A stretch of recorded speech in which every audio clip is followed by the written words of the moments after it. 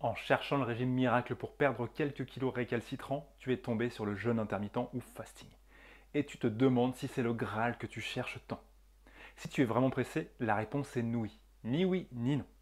Dans cette vidéo, je te fais un feedback honnête basé sur mes 8 ans de pratique.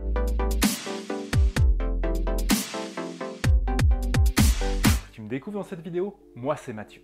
Avec Circulaire, je t'accompagne à être plus fit, enfin te sentir à l'aise avec ton corps et aimer bouger sans jamais avoir à faire de sacrifices inutiles. Te forcer à faire du sport tous les jours ou faire un régime strict. Ça te semble trop beau pour être vrai? Moi pas. Dans cette vidéo, je te partage mon expérience avec le jeûne intermittent.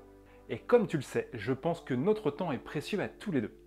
Alors, pour que cette vidéo soit efficace, j'ai demandé en story sur Instagram ce que tu aimerais savoir sur le jeûne intermittent. Merci Benny, Olivier et Ben d'avoir pris le temps de me répondre. J'espère sincèrement qu'avec cette vidéo, vous serez servis. Si je voulais répondre à la question « Qu'est-ce que le jeûne intermittent ?», je dirais déjà que ce n'est pas un régime. Si tu as vu ma vidéo sur le b.a.-ba de la nutrition, tu sais ce que je pense des régimes. Je dirais plutôt que c'est une diète ou un mode d'alimentation durable dans lequel on a juste à changer les horaires des repas. Si je fais un parallèle avec le développement logiciel, ça, c'est notre interface. Et il existe des tonnes d'implémentations. Le 16-8, le Warrior Diet, Eat Stop Eat, 5-2, un jour sur deux. Bref, tu vois le genre. Et chaque implémentation te fait les mêmes promesses, à savoir moins de gras, un meilleur contrôle de l'appétit, moins de mauvais cholestérol, une diminution de la résistance à l'insuline, une disparition du coup de barre de 10 heures, une diminution des risques de cancer grâce à l'autophagie et une meilleure concentration. Mon expérience étant essentiellement basée sur le 16-8, je ne te parlerai pas des autres implémentations. Le 16-8 alors, comment ça marche? Il suffit de jeûner pendant 16 heures et donc de consommer 0 calories. Le sucre dans le café, c'est mort. Pardon, du sucre? 16. Et donc il te reste 8 heures pour manger. La bonne nouvelle, c'est que quand tu dors, tu jeûnes aussi. Alors autant en profiter. Et voilà, tu connais tout sur le 16-8, ce n'est pas plus compliqué que ça, et c'est vraiment ce qui m'a séduit au départ. Pourquoi j'ai commencé le 16-8? Comme je te l'ai dit en intro, j'ai commencé il y a 8 ans. Et tout ça parce que je me suis retrouvé dans un grand open space de gourmands. Et toutes les semaines, tu pouvais manger des croissants, des pains au chocolat, des chouquettes, des bonbons. Bref, un enfer pour moi qui suis un gros gourmand. Par contre, je suis quelqu'un de plutôt discipliné. Compte tenu de ce piège au boulot, de ma vie de famille, j'ai décidé de sauter le petit déjeuner. T'imagines demander aux enfants de manger alors que toi t'es assis à table avec un verre d'eau? Comme j'ai longtemps cru au dogme « mange comme un roi le matin, un prince le midi et un paysan le soir », j'avais vraiment peur d'avoir faim et de ne penser qu'à ça. J'ai donc choisi de faire un test un lundi. Le lundi c'était une grosse journée au boulot et pas de sport le midi. Et finalement ça s'est super bien passé. Alors j'ai recommencé le mardi, puis le mercredi, et ainsi de suite. Pour les croissants, comme je suis un petit malin, quand j'en voulais vraiment un, je le prenais, je le réservais, je le posais sur mon bureau et j'attendais la rupture du jeûne bien sagement. Ok, elle est bien faite, alors qu'est-ce que j'en pense? Je vais zapper la partie insuline, cholestérol et cancer parce que j'ai pas de données vraiment à te fournir.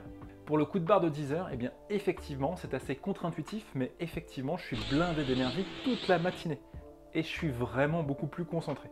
Concernant le meilleur contrôle de l'appétit, je ne suis pas convaincu du tout par ce point. Mais je dirais qu'on apprend à avoir faim sans que ce soit un problème. Maintenant, je sais mieux différencier la faim et l'envie de manger pour répondre à un stress ou autre chose. Et enfin, pour le moins de gras, la réponse est non si tu manges n'importe quoi. Par contre, c'est une manière de créer un déficit calorique puisque tu sautes un repas. Donc si tu manges convenablement en appliquant par exemple les principes du b.a.-ba de la nutrition et que tu sautes un repas, tu vas forcément perdre du poids. Alors je te l'ai dit, je suis plutôt discipliné, donc pendant 5 ans, j'ai appliqué un jeûne strict 7 jours sur 7, 365 jours par an. Et depuis, j'ai pris un peu de recul. Et voilà les adaptations que j'ai faites. Déjà, c'est pas grave si le jeûne ne dure que 14 heures au lieu de 16 heures. En tout cas, j'ai vraiment jamais senti de différence. Si un jour j'ai pas envie de jeûner, eh ben devine quoi, je ne jeûne pas. Comme ça, je suis pas frustré et je l'applique avec plaisir au moins 80% de l'année, si c'est pas 90. Le matin, je bois un grand verre d'eau gazeuse citronnée avant mon café. Et c'est quand même plus sympa pour les papilles. Et enfin, si je dois faire un effort long et intense, je brise le jeûne avec un apport de glucides 30 minutes plus tôt. Généralement, je vais prendre une poignée de mélange étudiant. Et maintenant, si tu veux commencer toi aussi, voici quelques astuces. La première, c'est de garder une bouteille d'eau avec toi.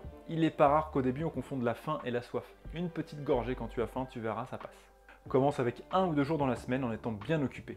Et si tu survis, attends au moins 1 mois avant d'arrêter. Par contre, je te préviens, tu vas faire quelque chose qui va à l'encontre des croyances populaires et tu vas avoir un paquet de remarques de personnes bien intentionnées ou pas. C'est possible que ça inquiète ta mère parce que le petit déjeuner c'est le repas le plus important de la journée. Bah oui, il est tellement important pour notre bonne santé qu'on a décidé de ne consommer que du sucre. Des céréales sucrées dans du lait, des tartines de confiture ou de Nutella et du jus d'orange sans pulpe. Bah ouais, non effectivement, on trouve tous les macronutriments nécessaires à bien fonctionner. D'ailleurs c'est bien connu, les homo sapiens allaient faire leurs courses au mammouth et mangeaient matin, midi et soir tous les jours. Mais tu peux aussi être plus sympa et juste leur répondre que tu t'es rendu compte que le matin tu mangeais plus par habitude que par faim et que tu te sens vraiment beaucoup mieux comme ça. Mais tu comprends que c'est difficile à croire, que tu es passé par là toi aussi et qu'il n'est pas obligé de faire comme toi. Et là je crois que c'est le moment pour toi de mettre un pouce en l'air sur cette vidéo et de t'abonner à la chaîne.